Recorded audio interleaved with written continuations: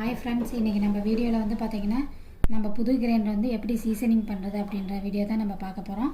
First வந்து பார்த்திங்கன்னா இந்த கிரைண்டரில் இந்த கல்லுலாம் பார்த்திங்கன்னா இந்த மண் இதெல்லாம் தூசெல்லாம் வந்து பார்த்திங்கன்னா நிறையவே வந்து இருக்கும். அதை நம்ம இப்போ ஃபஸ்ட்டு வந்து கழுவி எடுத்துக்குவோம். இப்போ கிரைண்டர் வந்து பார்த்திங்கன்னா நம்ம வந்து நல்லா இந்த மாதிரி வாஷ் பண்ணிக்கலாம். இந்த மாதிரி தேங்காய் நார் இருந்துச்சுன்னா நல்லா தேய்ச்சி வாஷ் பண்ணிக்கோங்க. நரம்பு நார் இருந்துச்சுன்னா ஓரளவு தான் வாஷ் ஆகும். இந்த மாதிரி நார் வந்து நல்லா உங்களுக்கு வந்து நல்லா தேய்ச்சி கொடுக்கும். நல்லா தேய்ச்சி கழுவி எடுத்துக்கலாம். சோப்பெல்லாம் எதுவும் போட வேணாம், நீங்கள் வெறும் நாரையே வச்சு நல்லா தேய்ச்சி கழுவிடுங்க. இப்போ பார்த்திங்கன்னா பாருங்கள் எந்த அளவுக்கு வந்து இந்த மண் அழுக்கெல்லாம் வந்து பார்த்திங்கன்னா இருக்குது. வந்து பார்த்திங்கன்னா நம்ம நல்லா கல்லை வந்து நல்லா கழுவி எடுத்தாச்சு. இப்போ ஆட்டுற கல்லையுமே நல்லா கழுவி எடுத்துக்கலாம். இப்போ இந்த கல்லுமே பார்த்திங்கன்னா நல்லா கழுவி சுத்தமாக கழுவி எடுத்துக்கலாம்.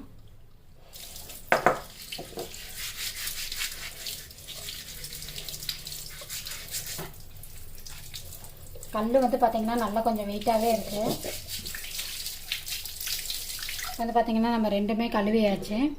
இப்போ வந்து பார்த்திங்கன்னா கிரைண்டர் சுத்தமாக நம்ம கழுவி எடுத்தாச்சு. பார்த்திங்கன்னா டாப்புக்கு வந்து நமக்கு இந்த ஒரு மூடி மாதிரி கொடுத்துருக்காங்க, க்ளோஸ் பண்ணிக்கணும்.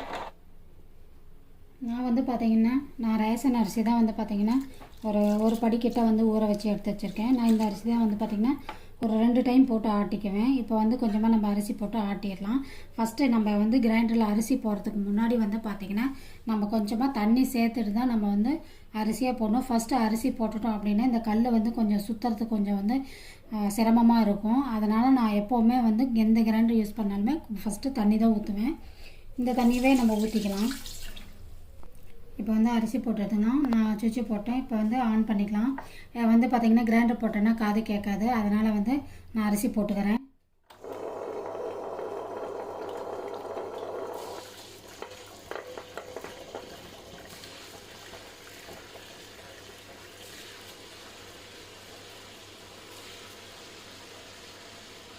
ஃபஸ்ட்டு வந்து கொஞ்சமாக போட்டிருக்கேன்.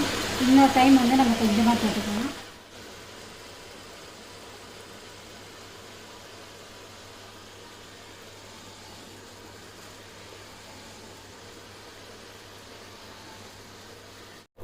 இப்போ பார்த்திங்கன்னா மாவுலாம் வந்து பார்த்திங்கன்னா நல்லா அரைஞ்சி வந்துருச்சு.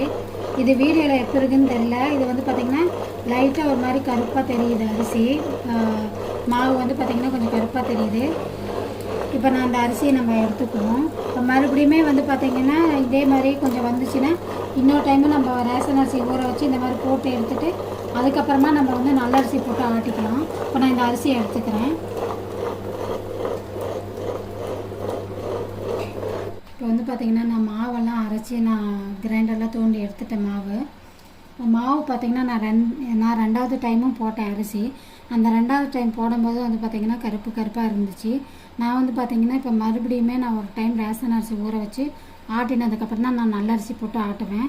இந்த மாதிரி நீங்கள் கருப்பாக வந்துச்சுன்னா 2 டைம் போட்டு ஆட்டிட்டு அதுக்கப்புறமா நீங்கள் நல்ல அரிசி போட்டு ஆட்டிக்கோங்க. இந்த ரிவ்யூ உங்களுக்கு பிடிச்சிருந்துச்சு அப்படின்னா நம்மளுடைய சேனலுக்கு லைக் போட்டுக்கோங்க. தேங்க்யூ.